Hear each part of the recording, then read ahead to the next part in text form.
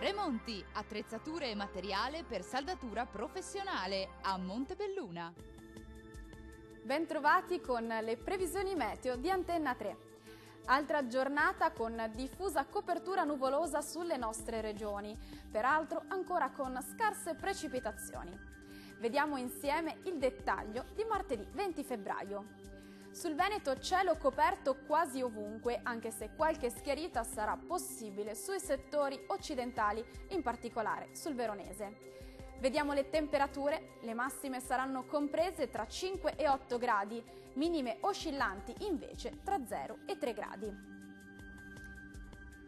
Spostiamoci ora a vedere il tempo del Friuli Venezia Giulia, anche qui cielo irregolarmente nuvoloso o a tratti coperto, maggiori schiarite su Goriziano e Triestino. Per quanto riguarda le temperature, le massime saranno comprese tra 6 e 8 gradi, minime invece oscillanti tra 1 e 2 gradi.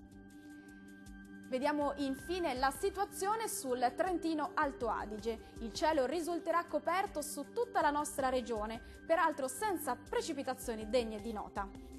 Vediamo le temperature, le massime saranno comprese tra 3 e 5 gradi.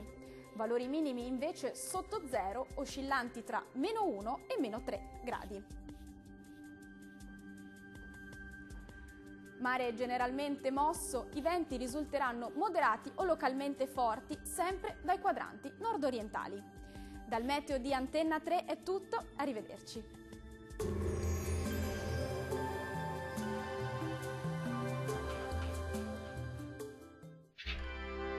Tremonti, attrezzature e materiale per saldatura professionale a Montebelluna.